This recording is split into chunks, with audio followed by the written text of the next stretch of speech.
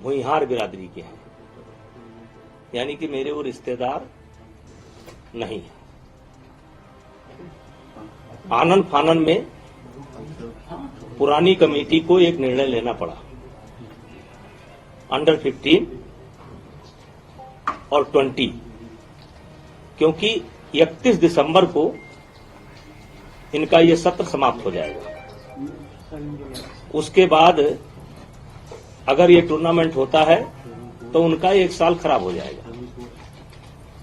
इसलिए सारी फेडरेशनों ने मिलकर ये फैसला लिया कि किसी तरीके से खेल का एक वातावरण शुरू हो, और नंदिनी नगर में इसलिए रखा गया क्योंकि हर फेडरेशन के लोगों ने हाथ खड़ा कर दिया कि 4-5 दिन के अंदर हम कोई व्यवस्था नहीं कर सकते हैं। उस मीटिंग में एक तरीके से मेरे विदाई का जैसे परंपरा होती है, कोई अध्यक्ष रहता है और तो उसको एक तरीके से जब वो छोड़ता है अपना कार्यकाल तो एक विदाई समझ लीजिए और 2-4 शब्द बोलना पड़ता है। तो इस नाते मैं भी वहां पर गया था, और ये बच्चों का 15 साल के बच्चों का और 20 साल के बच्चों का साल खराब ना जाए और खेल का वातावरण फिर से शुरू हो, इसलिए नंदिनी नगर में इसे कराने का फैसला आम सहमति से लिया गया। 25 के 25 फेडरेशनों ने अपनी लिखित और मौखिक दोनों सहमति दे रखी है। मुझे इस पर कुछ नहीं कहना है। भुइहार बिरादरी के हैं, यानी कि मेरे वो रिश्तेदार नहीं है।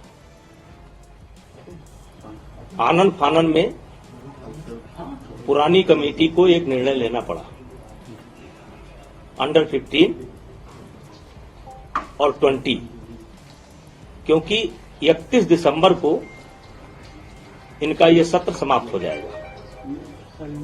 उसके बाद अगर ये टूर्नामेंट होता है तो उनका एक साल खराब हो जाएगा।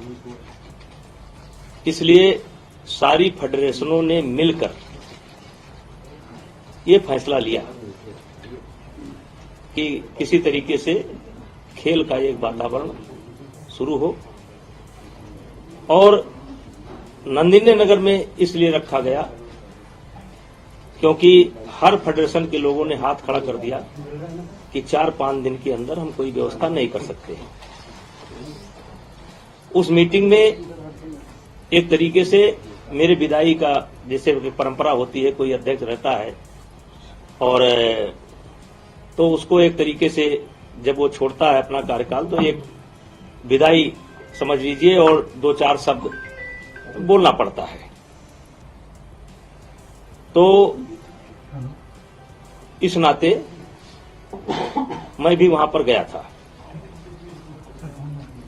और ये बच्चों का 15 साल के बच्चों का और 20 साल के बच्चों का साल खराब ना जाए और खेल का वातावरण फिर से शुरू हो, इसलिए नंदिनी नगर में इसे कराने का फैसला आम सहमति से लिया गया। 25 के 25 फेडरेशनों ने अपनी लिखित और मौखिक दोनों सहमति दे रखी है। मुझे इस पर कुछ नहीं कहना।